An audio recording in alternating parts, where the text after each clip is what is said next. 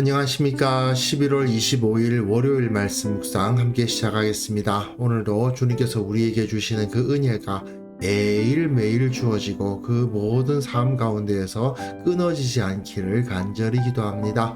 오늘 본문은 출애굽기 29장 35절에서부터 46절까지 말씀인데요. 날마다 솟는 샘물하고 또 조금 다르죠. 날마다 솟는 샘물에서는 31절부터입니다만은 제사장으로 세워진 아론과 그 아들들이 상번제를 드리는 것에 대한 가르침이 주어지고 있는데요. 이것을 통해서 우리가 매일 하나님을 찾는 것이 얼마나 중요한 일인가를 한번 생각해보는 시간을 가졌으면 합니다. 그럼 먼저 말씀 보시겠습니다. 너는 내가 네게 한 모든 명령대로 아론과 그의 아들들에게 그같이 하여 이레 동안 위임식을 행하되 매일 수송아지 하나로 속죄하기 위하여 속죄제를 드리며 또 제단을 위하여 속죄하여 깨끗하게 하고 그것에 기름을 부어 거룩하게 하라. 너는 이레 동안 제단을 위하여 속죄하여 거룩하게 하라. 그리하면 지극히 거룩한 제단이 되리니 제단에 접촉하는 모든 것이 거룩하리라. 네가 제단 위에 드릴 것은 이러하니라.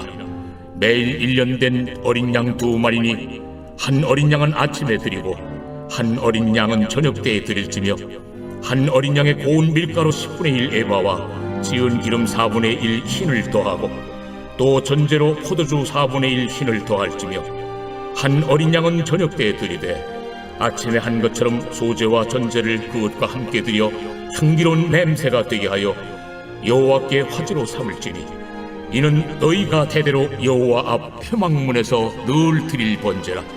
내가 거기서 너희와 만나고 네게 말하리라.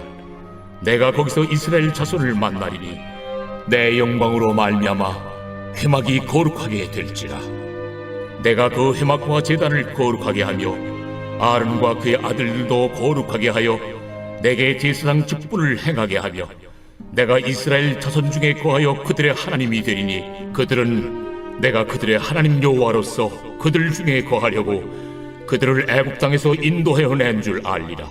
나는 그들의 하나님 여호와니라.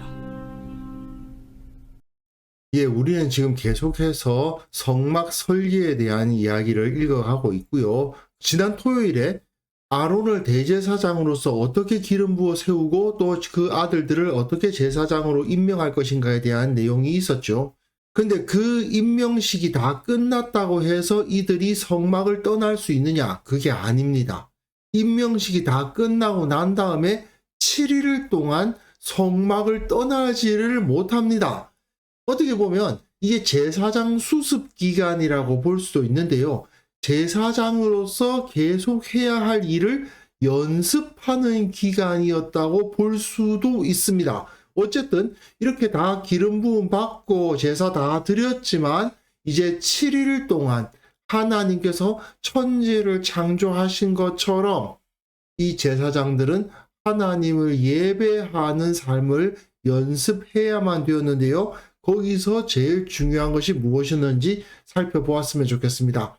너는 내가 내게 한 모든 명령대로 아론과 그의 아들들에게 그같이 하여 이레 동안 위임식을 행하되 매일 숫송아지 하나로 속죄하기 위하여 속죄제를 드립니다.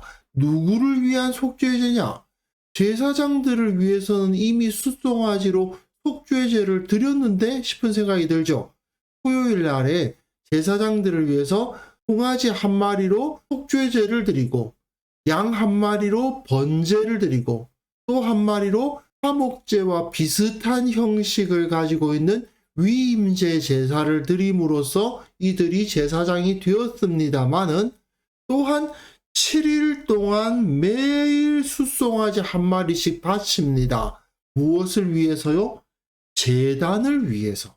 아니 무슨 사람도 아니고 번제단 그것이 무슨 속죄제를 드려야 되느냐라는 생각이 들 수도 있지만 어떠한 더러움이나 세상적인 오염이 그 가운데 있어서는 안 되었던 겁니다. 그러다 보니까 7일 동안 계속 속죄제를 드리는 거예요. 그리고 그것에 기름을 부어 거룩하게 하라 되어 있는데요. 기름을 붓는다는 의미는 무엇이냐면 그 기름 부음 받는 대상이 하나님께 바쳐졌다는 의미가 돼요. 그래서 대제사장에게 기름을 붓는 겁니다. 대제사장에게 기름을 부으면 이 사람은 이제 하나님께 바쳐진 존재가 돼요.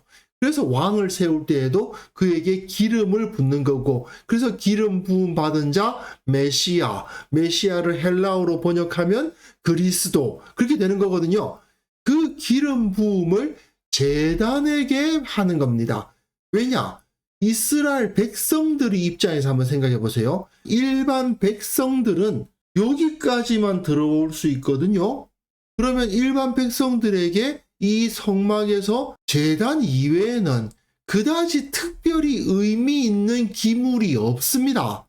대제사장은 1년에 한 번 이 법궤를 보겠고, 또 대제사장과 나머지 제사장들은 매일 이 안에 들어가서 그 등잔대의 불이 꺼지지 않게 관리하고 또 진설병상에서 떡을 먹겠지만, 그리고 또 제사장은 이 물두멍을 통해서 이 내성소 안으로 들어가기 전에 손과 발을 씻는 것을 하니까 이게 의미가 있겠지만, 제사장 이외의 다른 사람들에게는 성막에 가면 이 놋제단 외에는 다른 것을 뭐 특별히 보거나 접촉하거나 할 일이 없어요. 그러니까 일반 백성들에게 가장 중요하고 가장 익숙해지게 되는 기물이 바로 이 놋제단 아닙니까? 그래서 이 제단을 위한 속죄제를 드려서 이 제단을 아무런 죄도 없는 깨끗한 천지 창조 당시의 상황과 같은 그러한 거룩한 기물로 만들라고 말씀을 하시는 겁니다. 그래서 너는 이레 동안 제단을 위하여 속죄하여 거룩하게 하라. 그리하면 지극히 거룩한 제단이 되리니 제단에 접촉하는 모든 것이 거룩하리라. 그러니 거기서 바치는 모든 양과 소와 염소와 그 모든 제물들이 다 거룩한 제물이 되어서 하나님께 바쳐질 수 있게 된다는 말씀인 거죠. 그리고 이 속죄제 이외에 매일 드려야 할 제사가 있습니다. 이것은 이 7일 동안의 위임식 기간이 끝난다 하더라도 계속 드려야 되는 제사예요. 앞에 속죄제는 그 7일 동안의 위임식 기간에 매일 드리는 제사지만, 이제부터 설명하는 이 번제는 이후에 상번제라는 말을 쓰죠. 이스라엘이 유지되는 한 계속 드려져야 하는 제사였습니다. 내가 제단 위에 드릴 것은 이러하니라.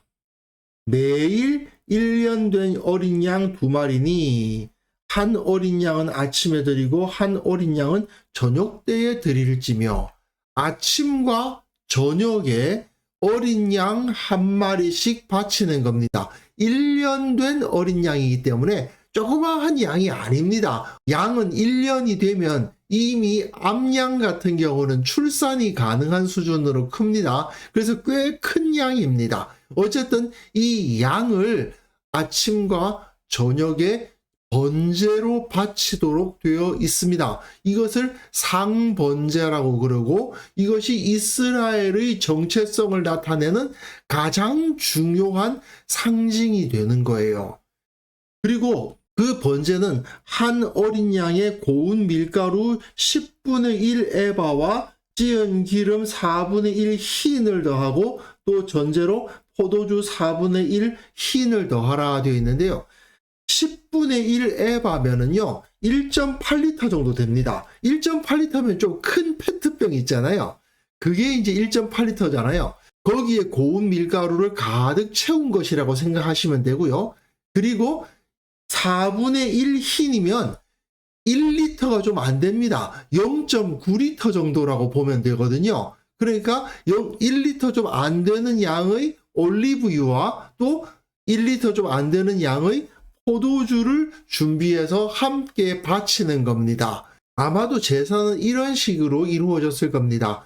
그 제단에서는 불이 꺼지면 안 되거든요. 계속 불씨가 남아있는 상태로 계속 장작을 더해주고 있는 상황인데, 불이 아주 크진 않았겠죠. 불씨가 그냥 남아있는 수준으로 불이 타고 있는 상태에서 이 양을 잡아서 각을 뜨고 그 피는 물론 다 빼겠죠. 그리고 그 제물을 제단 위에 올렸을 겁니다.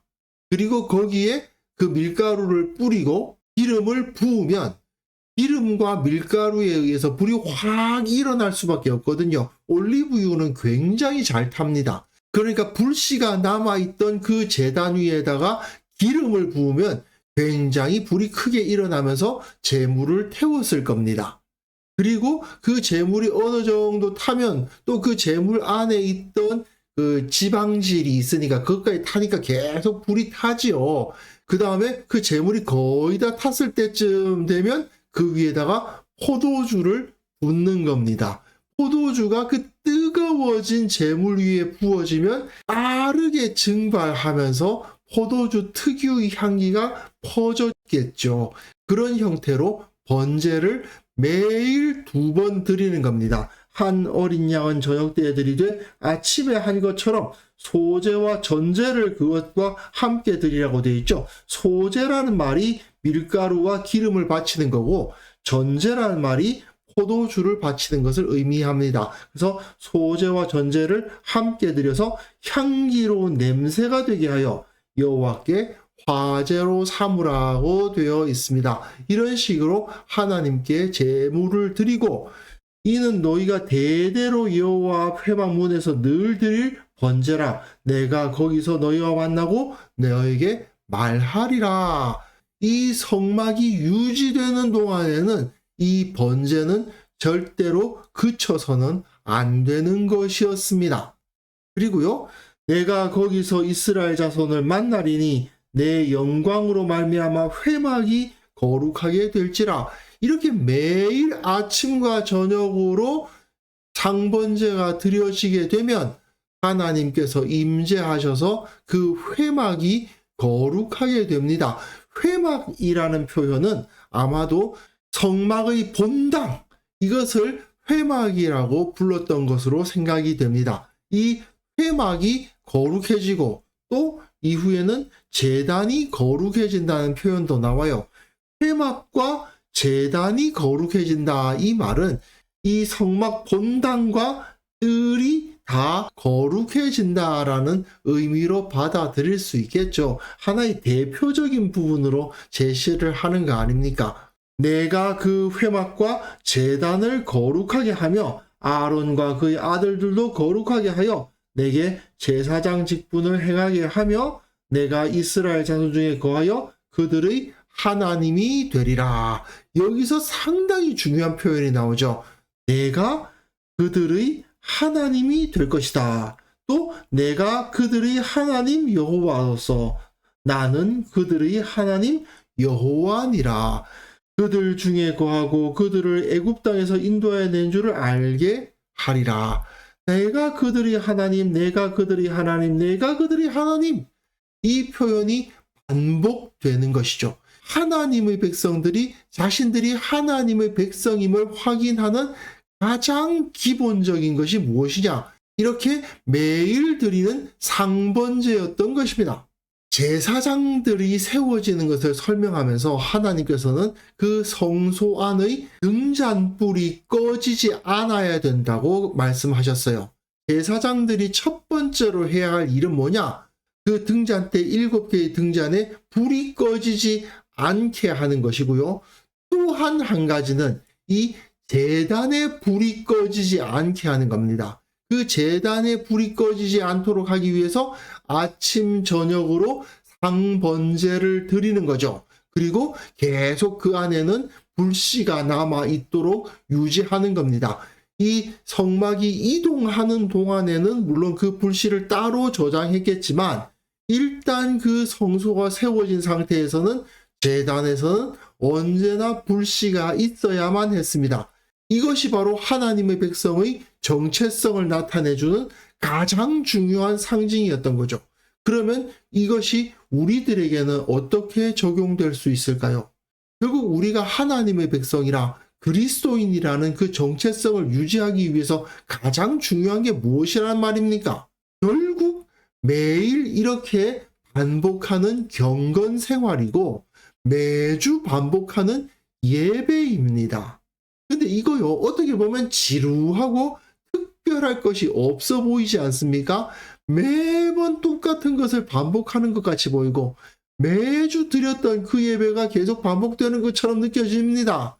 근데 이것을 요즘 유행하는 말로 루틴이라고 그러더라고요. 루틴. 반복하는 것. 어떻게 보면 지루해 보이지만 이 반복하는 것이야말로 우리 인생에서 가장 소중한 것이다라는 것을 요즘 사람들이 발견해 가고 있는 것을 보게 되는데, 성경이 이것을 정확하게 가르치고 있습니다. 이게 끊어지지 않고 이루어질 때에 신앙의 정체성은 흔들리지 않는 것이고 하나님께 영광을 돌릴 수 있는 것이고 하나님의 백성이라는 정체성을 유지할 수 있는 거죠. 매일 기도와 말씀으로 하나님을 찾고 매주 주님 앞에 나와 공동체와 함께 예배하는 것, 이것이야말로 우리에게 가장 소중한 것이었습니다. 우리가 영적으로 깨어있지 않으면 이렇게 반복하는 게 뭐가 그렇게 중요한가? 이건 너무 지루한 일이다. 이런 생각이 들 수도 있습니다. 하지만요, 한번 생각해 보십시오.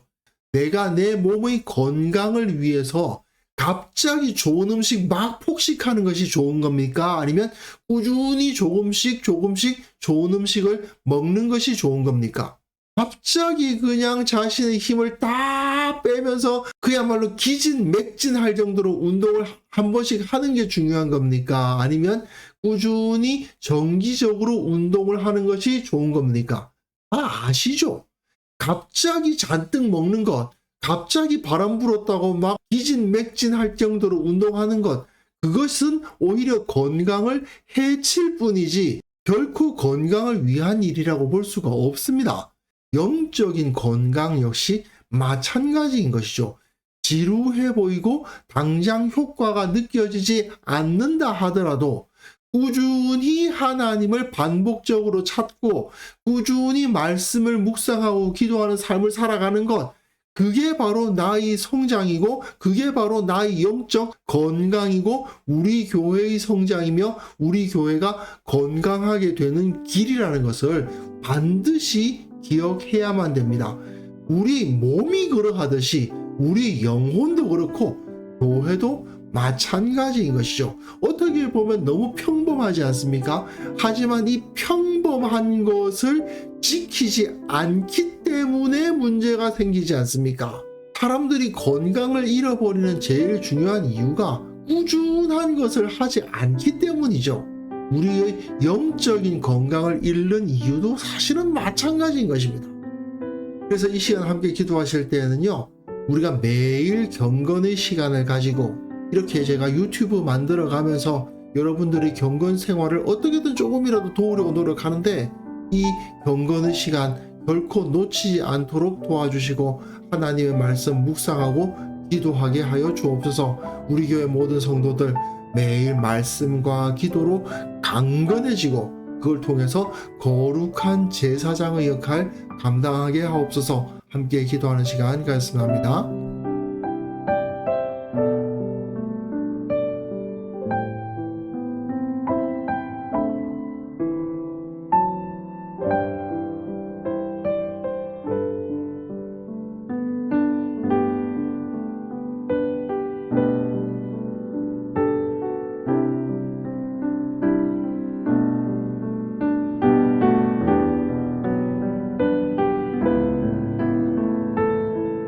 하나님 아버지, 매일 주님을 찾고 말씀과 기도로 경건의 시간을 갖는 것이 얼마나 소중한 것인지 깨닫게 하옵소서. 말씀을 묵상하고 기도하는 시간을 갖는 것을 기뻐하며 즐거워하게 하시고 그것을 통해서 영적으로 더욱더 강건해질 수 있도록 복을 허락하여 주시기를 원합니다.